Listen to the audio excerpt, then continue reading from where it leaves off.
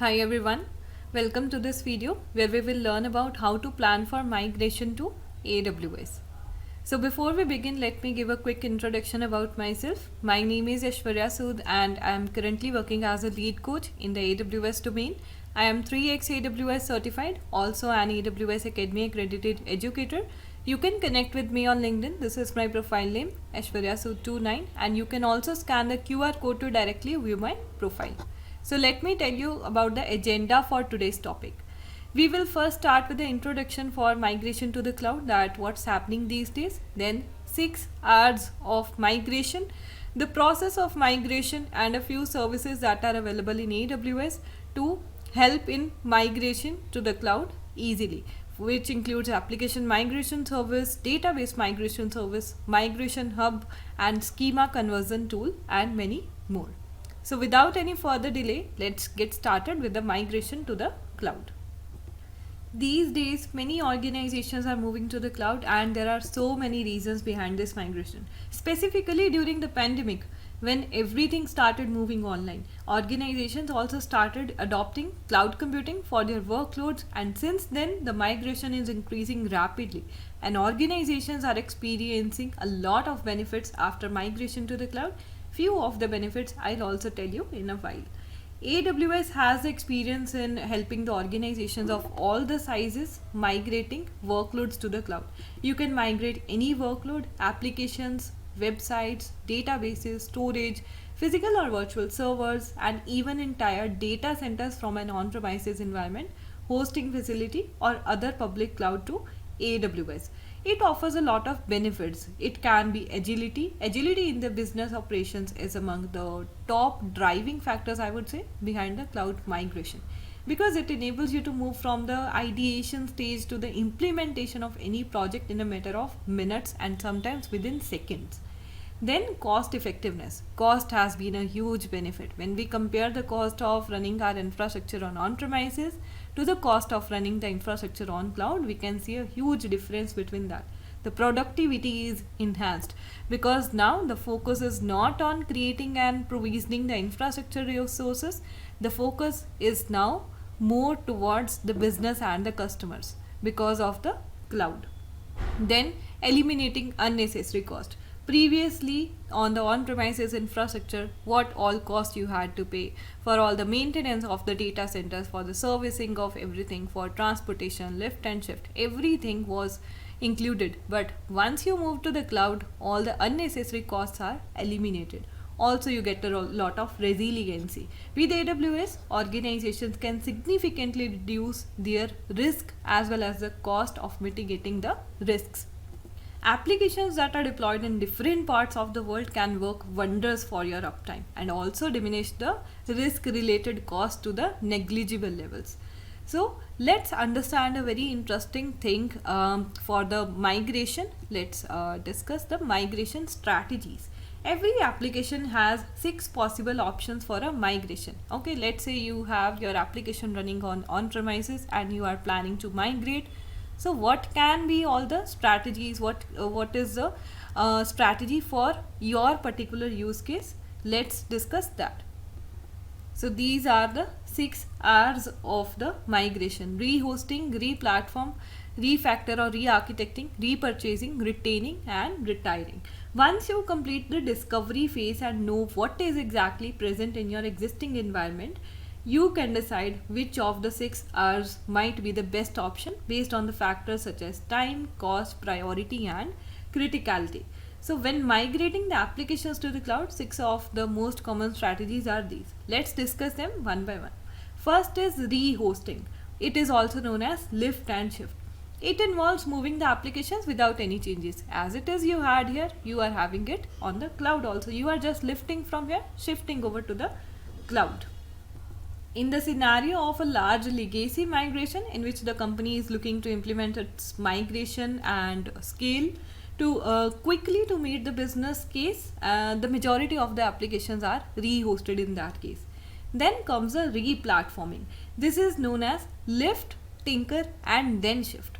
It involves making a few cloud optimizations to realize a tangible benefit. You had an application here, but while moving to the cloud, you are making some optimizations as per according to the cloud.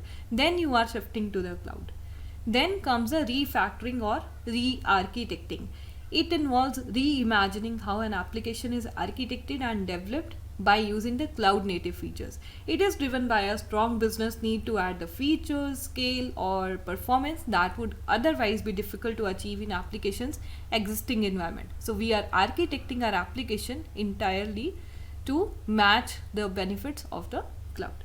Then repurchasing. It involves moving from a traditional license to a software as a service model. For example, a business might choose to implement the repurchasing strategy by migrating from a customer relationship management or a CRM system to the salesforce.com. Then the final two strategies, retaining and retiring.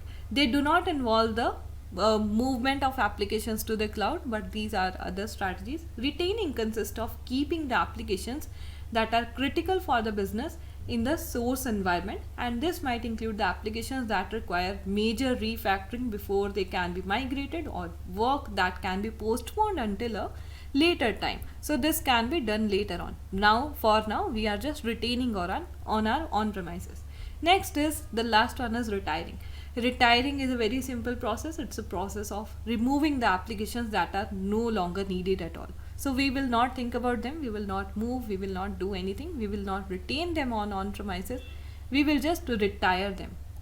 So what all things are involved in the migration process? Let's discuss them.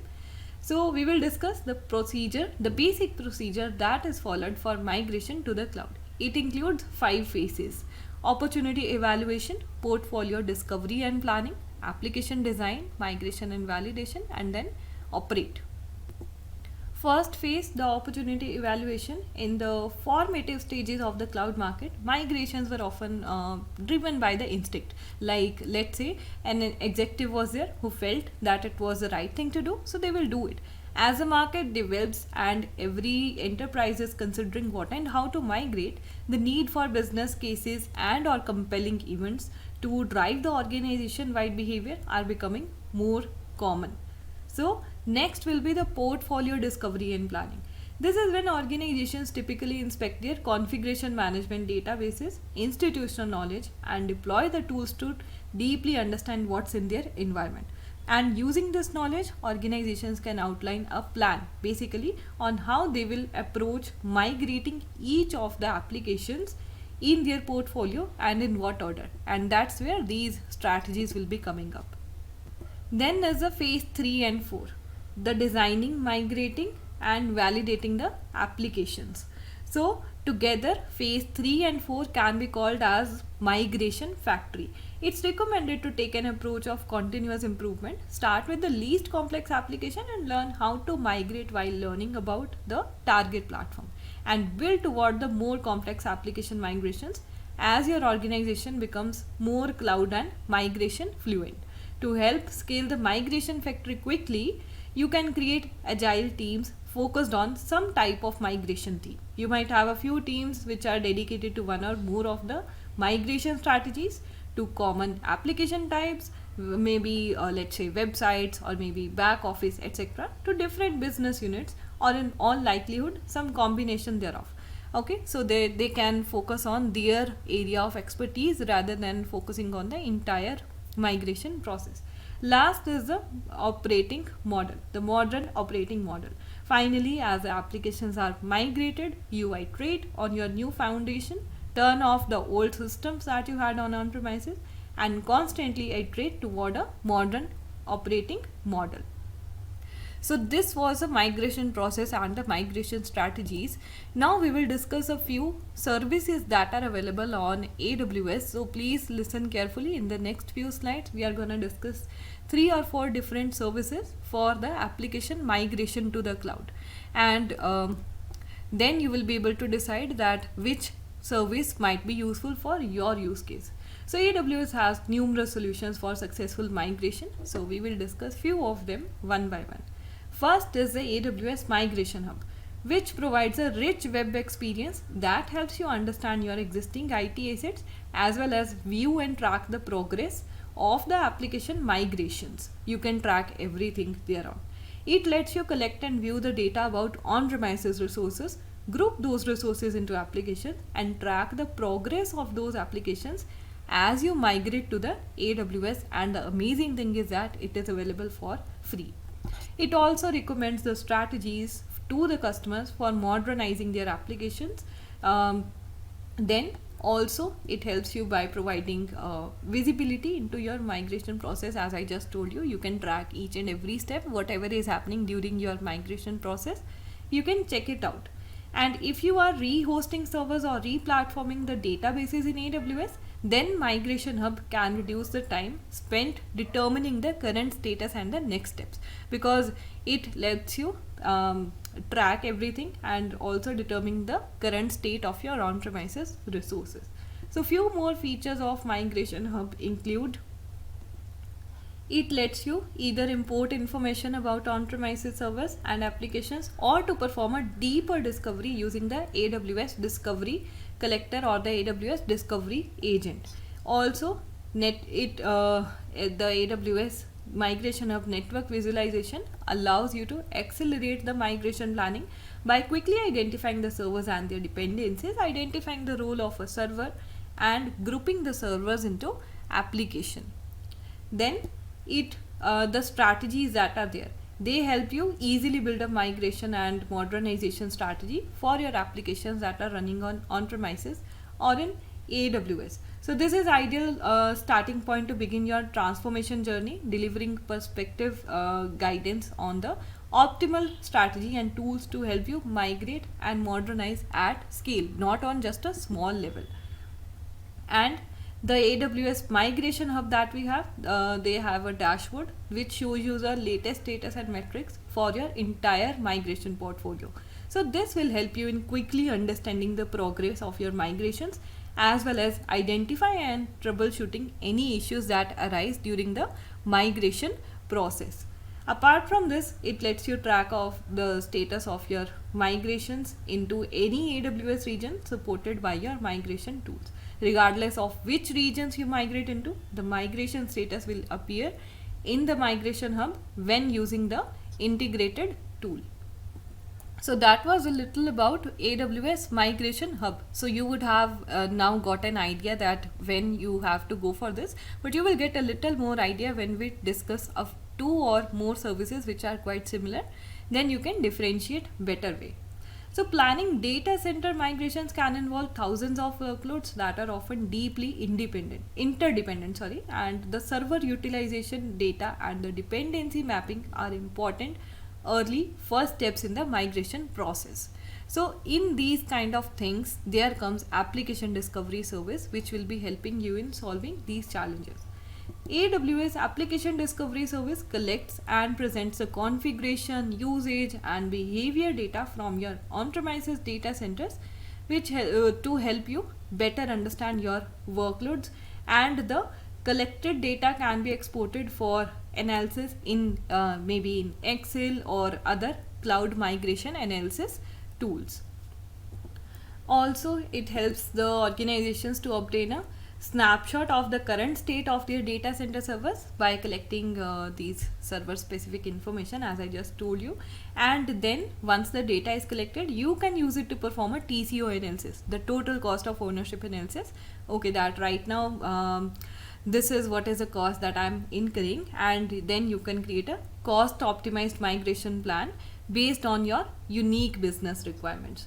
Apart from this, you can explore the data that is collected from your on-premises servers with the Amazon Athena by running predefined queries to analyze the time series system performance for each server, the type of processes that are running on them, and the network dependencies between different servers. So basically, this is used in the initial stages of the migration, basically to discover what all things you are having right now.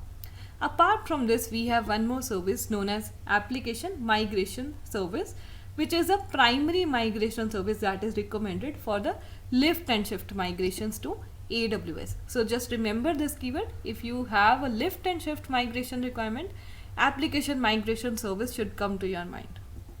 It simplifies and expedites your migration to AWS by automatically converting your source servers from physical, virtual or cloud infrastructure to run natively on AWS. Also, it simplifies your migration and reduces cost by enabling you to use the same automated process for a wide range of applications without even making any changes to the applications, their architecture or the migrated servers. You can use this service to perform non-disruptive tests before to the cutover. And after testing, you can use this service to quickly lift and shift your applications to the cloud during a short cutover window, typically measured in minutes. That only few minutes of downtime will be there. That right now, when your application is being migrated, only a small minutes of cutover is going to be there, not much, not more than that. So that was about the migrations of your applications, that how you are planning, how you are migrating, how you track your migrations. Now let's talk about what if I just have a database to be migrated. I have a database maybe on premises or maybe on a unmanaged cloud service hosted there. So what should I do when I want to migrate that database onto a managed database service? The source can be anything. It might be on premises, it might be on EC2, it might be on RDS itself. You want to migrate it from this to a target database for a better achievement of the benefits and the performance. So that is where the database migration service comes. It helps you migrate the database to AWS quickly and very securely. The database, that is the source database, remains fully operational during the migration and minimizing the downtime to the applications that are relying on that database. So it is not like that when you are migrating the source database to the target, it will be down. No, it will be fully operational even during that time. So another thing is that it supports the homogeneous migrations where the source database engine and the target database engine will be same. Let's say source database engine is MySQL, target is also MySQL, and that is a homogeneous migration. Heterogeneous migration is when the source database is, let's say, MySQL and the target database, let's say it is Oracle. Okay, so that is a heterogeneous migration. So if we need to perform the heterogeneous migration, there will be the another tool that will be used in addition to database migration service, that is AWS SCT, Schema conversion tool, about which we will be learning in the next few slides. Also, this AWS database migration service is a low cost service and also very simple to use. You only pay for the compute resources that are used during the migration process and any additional log storage.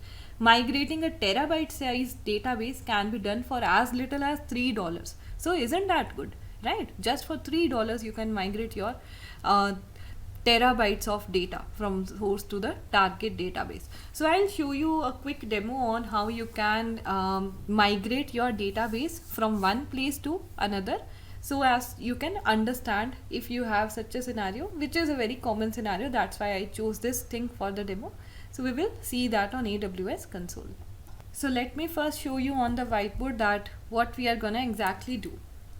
Right now my source database is deployed on an EC2 instance. Okay, I have an EC2 instance on where I have deployed a sample database with the engine MariaDB. Okay, since this is hosted right now on an unmanaged service, I want this to be shifted towards a managed database service. I want to be shifted it onto Amazon RDS.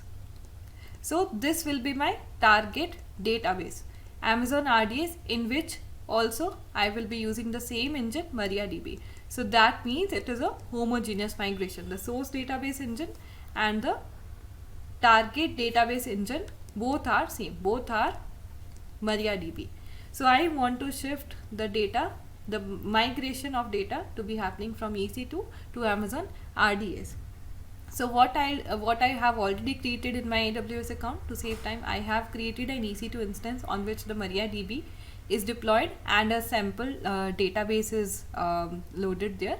Now I have also created a target database on Amazon RDS, a public database instance I have created, publicly accessible, with the engine chosen as MariaDB.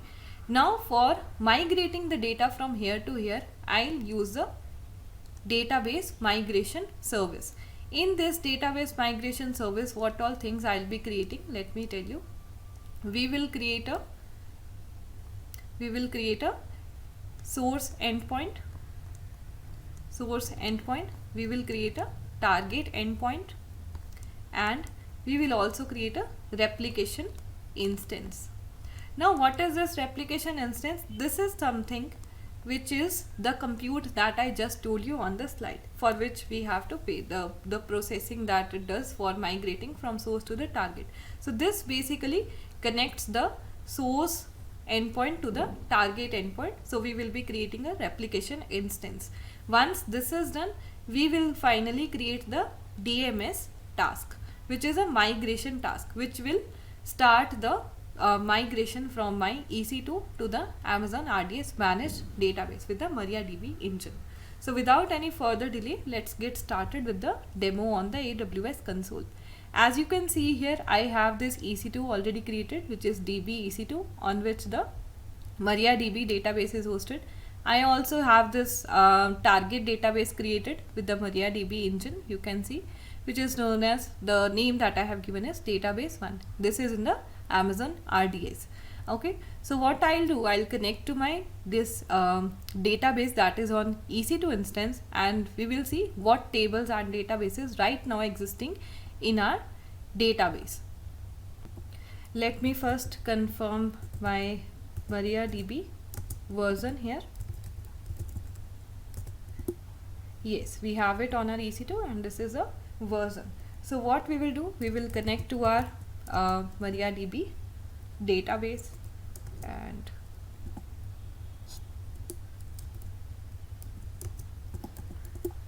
I'll enter the password here, and then I am connected to my MariaDB engine now.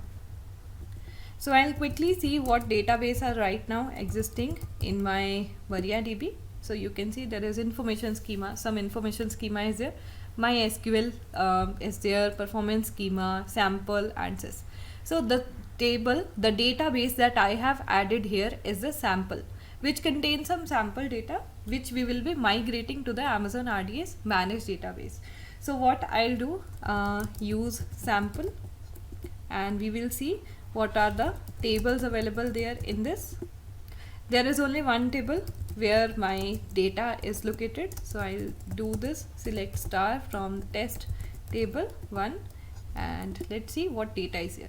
So this is the data right now that is there in my database that is deployed on Amazon EC2 instance. Okay, this data is only in this. I'll also connect to my RDS DB instance and will show you that right now this data is not existing in the RDS database. So we will quit from here and we will now connect to our RDS database. The username was admin, and we will give the host endpoint also. We have to take it from here. So we will copy this and will paste it here. So it is asking for the password. Let me enter the password here, and here I am now into the DB instance of RDS. Okay, this database in which I previously connected was separate, and this database is my target database. Previously I connected to my source database. Now I have connected to my target database. So let me see what all databases are existing in this target database right now. You can see there is information schema, target DB, this is the database identifier that I have sent, InnoDB, MySQL, performance schema, and sys. You can notice sample database right now, it is not there. The list of databases that are available in our source database are this, and the list of databases available in our target database are this. So in the target database, I have the sample database which I'll be migrating to my target database. So for that we have to create the configurations in database migration service. Okay, so we will quickly go ahead towards the database migration service in order to configure and set up our migration. So you can see right now we are onto the DMS dashboard and there are no active things here. We will go ahead and create a replication instance. So this is a previous replication instance that I have created, but I'll be creating a new replication instance to show you how do we create it. And first we have to give a name to our replication instance. Let's say migration instance. That's fine. Then description, this instance is for migrating data from EC2 to RDS. So we will just end it here. Then instance class, let me take this dms.t3.medium, which is giving me enough memory for the migration process to happen. So I'll let it be this only. Engine version, let it be the same. The allocated storage also we can let it be the same. VPC, I'll choose the default VPC that I have. Multi-AZ, no, we don't want it. Okay, it's just a single AZ that we need because we are just doing it for the demo purpose. When you need it for the production workloads, you can have a multi-AZ deployment as well. Yes, I'll be making it publicly accessible because I need to be accessing it from multiple places. Then advanced security and network configuration, default VPC, yes. AZ, no preference from my side. Security groups, I'll use this DB security group. Okay, you can use default. There is not a like big deal. It's just that the traffic from here and here, both the EC2 and RDS, it should have the appropriate rules there. So in this DB security group, just for the demo purposes, right now I have allowed all the traffic, okay, from these sources, so that we can see the effect of it. Then maintenance, we don't want anything specific, so let it be the window, let it be like that only, but I don't want any version upgrades because this is just for demo purpose. I'll go ahead and create the instance now. So this replication instance will take some minutes to create, okay, from creating states to get into the available state. It is going to take a few minutes in there. So let's wait for that to be coming into the available state. So you can see now my migration instance is into the available state. Now what we will do, we will go back to our EC2 instance where we connected. So here let's check the user permissions and all. So what we will do, we will again connect to our 1 second, the session seems to be expired. I'll just refresh it.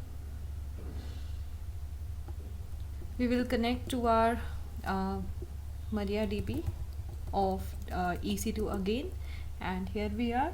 So let's check the user and the host.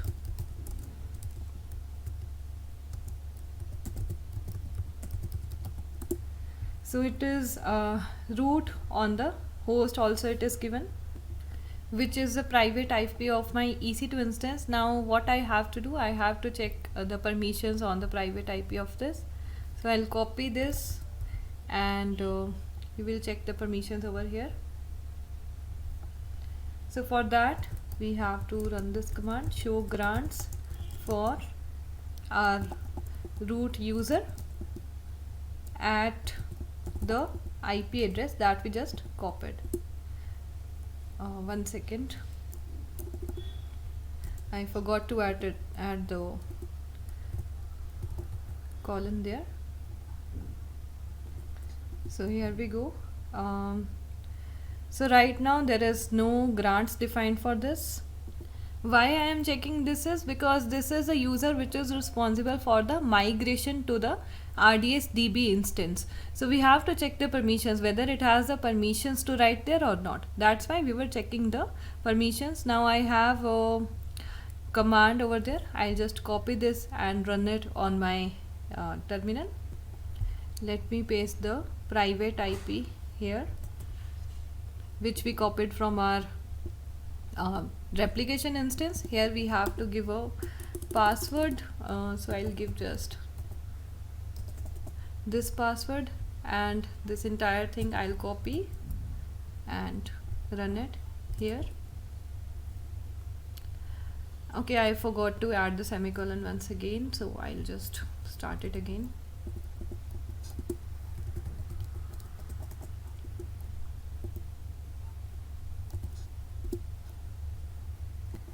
So here I got some errors. I troubleshooted them. Actually, there were some syntax errors here and there, and IP address numerics mistakes. Anyway, that is resolved now. Our main focus should be to get the configuration understanding of our DMS.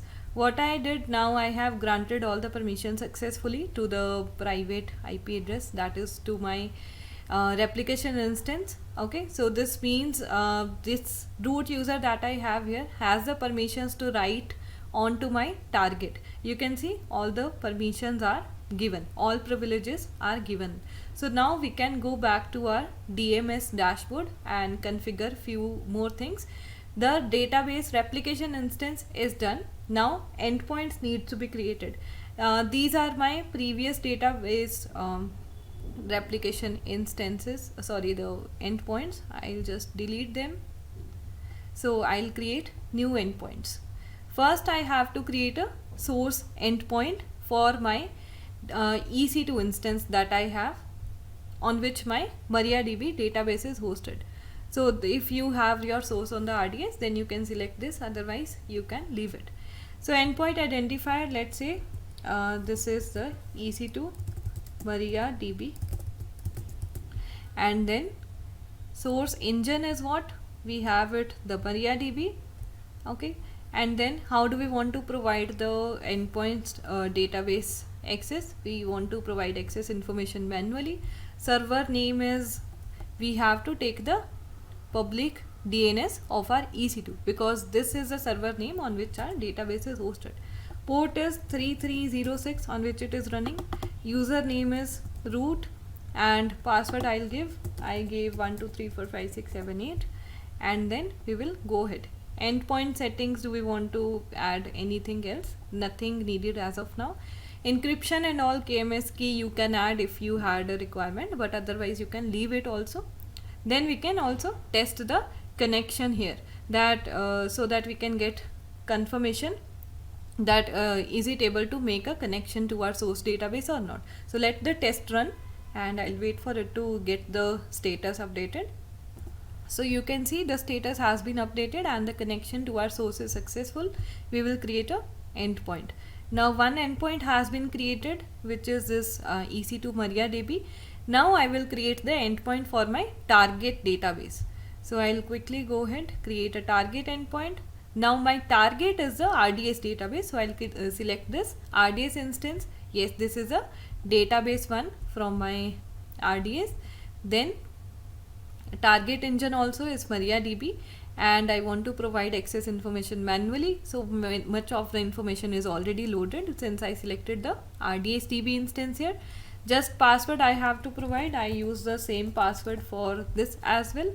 Then let me check the connection with this target endpoint also. So let it test and update the status.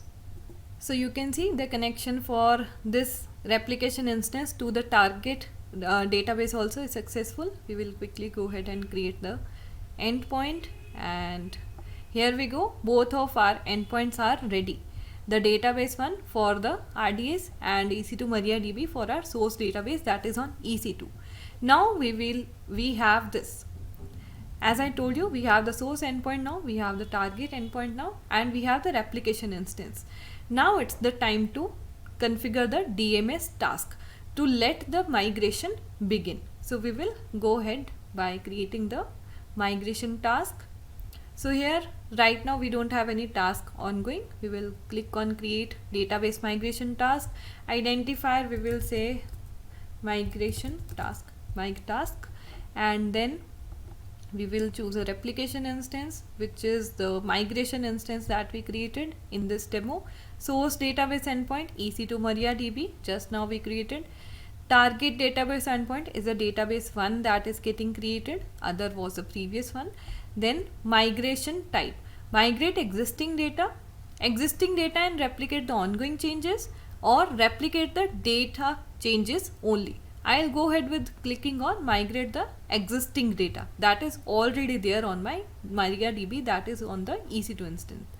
Then what do you want when when it is performing the migration? Do nothing or drop the tables on target that are existing already in my target database, or truncate them. I will say do nothing. Let it be as it is. Then you can include the lob columns and replication. It's just up to your use case. If you want, you can read more about it in the info. Okay, so what should be the maximum lob size? If you select don't include, it will be erased. Full lob mode, then it will say 64. So we can leave it. It depends on your use case. If you need them to be added, though, you can include them. Otherwise you can say do not include. Then advanced task settings. Control table do I want, where I can get these details. Okay, the exceptions that were there, replication status will be recorded, suspended tables will be recorded, the replication history will be recorded. So I will say name this control table as a control. Okay, then these things we can leave as it is. We will increase this to make it more smooth, that how many tables to be loaded in parallel.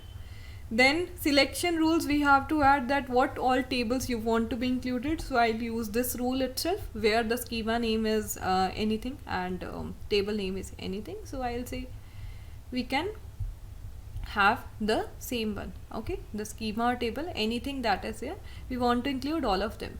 No more rules I want, just one is enough. Then we can go ahead with the startup configuration. Do I want this to be created automatically, just that migration task to be started automatically when it gets created, or later on? I will say automatically on the creation. So I will create the task and it will say creating, it will move to the starting state, and then finally it will perform the migration. Then we will be able to check has our data been migrated to the RDS database or not. So we will again connect to our RDS database and we will check if the data has been loaded there or not. So let's wait for this to be finished and then we will come back and see this. So the migration process is ongoing. What I'll do till then, I'll check connecting to my RDS target database and see if our data has been loaded already or not. What we were expecting to load the sample database. So we will connect to this and we'll see if our data has come or not. I'll say show databases.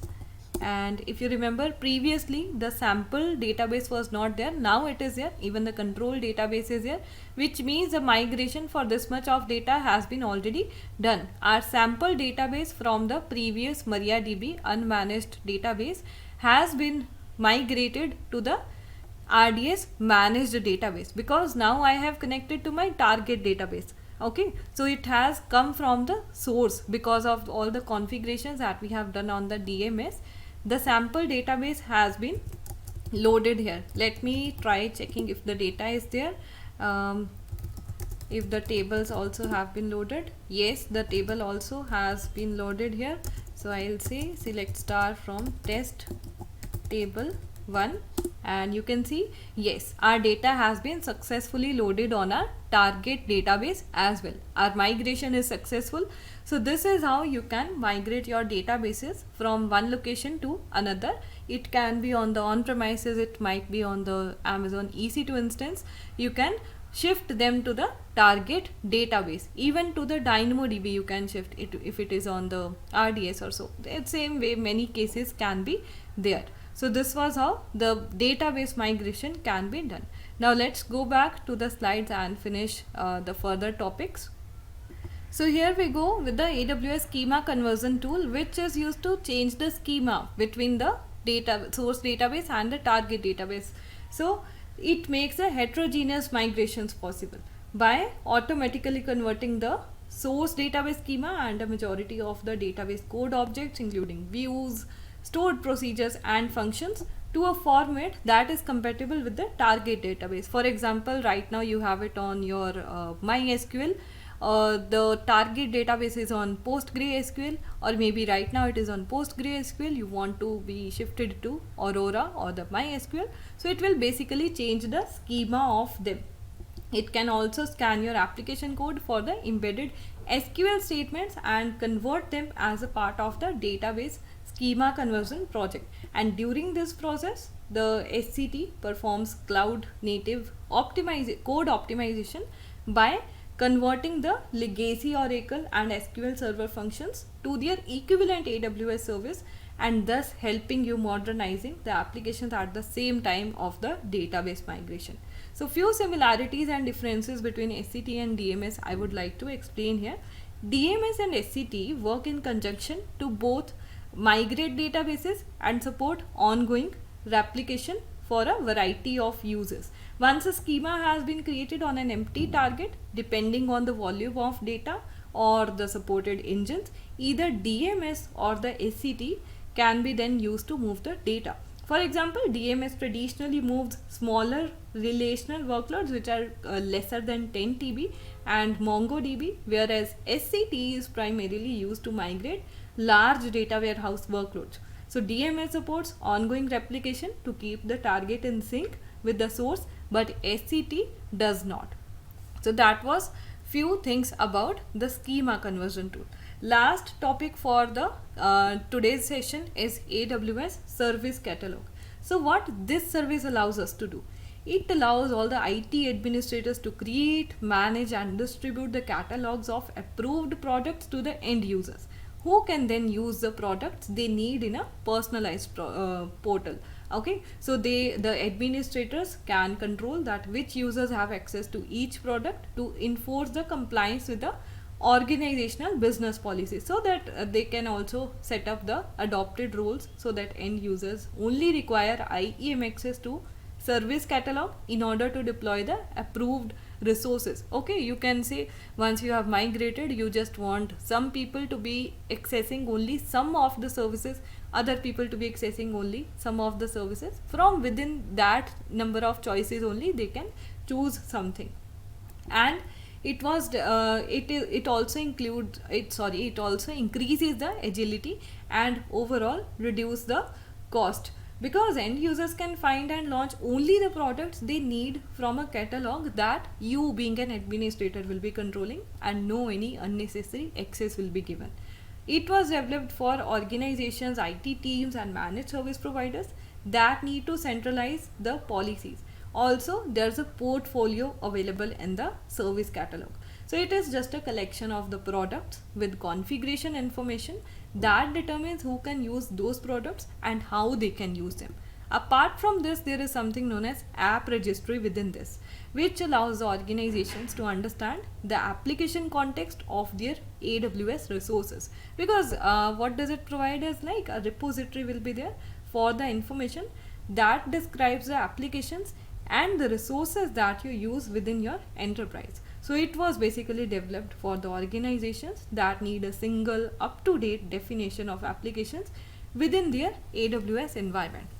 So that was a quick overview for the service catalog, and that's all for today's session. I hope you have got a brief idea of all the migration options that are available on AWS that we have discussed today, so that now when you plan for migration, you can decide which is the tool that is perfect for your use case. So let's meet in the next video. Thank you.